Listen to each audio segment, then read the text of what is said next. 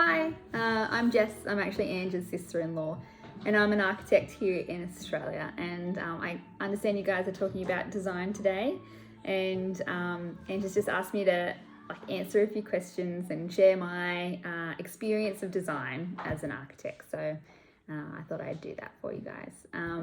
So the first thing I was thinking about is that design is never done in isolation, whether that is creating the design or getting your inspiration. It's always a collaborative thing. So when we go to design a building, you always have a client, you're talking to a client and they have ideas that they bring. And then as you start thinking about it, you get consultants on board. So you'd be talking to different engineers and other designers as well. So other architects, landscape architects, and interior designers, all the way you're talking together and redesigning and just working through the thought process. It's a great environment to work in. And I guess I get some of my inspiration along the way as well. I talked about the site, the site is so important.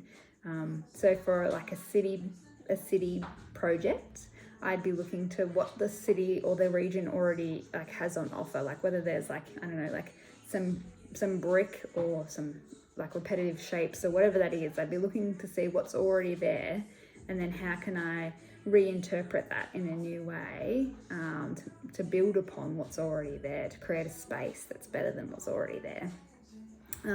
Or if it was on a completely blank site in the country, there's no other buildings around, I'd be looking to nature, what's there, is there lots of rolling hills, or is there beautiful tall trees that have a vertical element? How can I bring that vertical element into my architecture? So I guess it's just, for me, my inspiration comes from what's there. How can I build upon what's already there? How can I see differently ordinary things in a beautiful way? I think that Ange asked if we can over-design something, and I think you definitely can. Sometimes the best designs are the simplest ones. They functionally work simply. They're not complicated to understand, and even form, a beautiful form is often very simple. It's not this overcomplicated thing. Sometimes it's very simple. And saying that, sometimes lots of textures is also beautiful, but I'd say in general, simple is better. And then I just want to share with you two stories, one success story, I guess, and one disaster story. So I would say a success for me in architecture is taking, I do a lot of schools, and so I love taking the principal through the new building or through the space that we've refurbished with the students, and seeing their reaction, and when they are overjoyed with the space. I think that is such a success. We've often they're just blown away.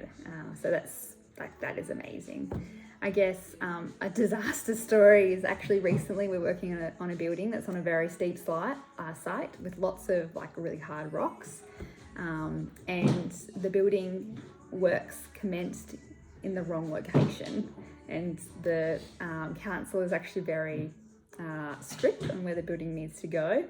And so to rectify where the building was supposed to be, those works cost over $1 million, which is outrageous. It was very expensive, and so a disaster.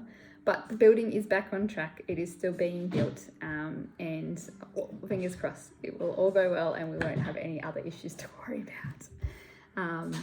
That's all from me. I hope you guys have a really great day, and yeah, design is fantastic. Bye.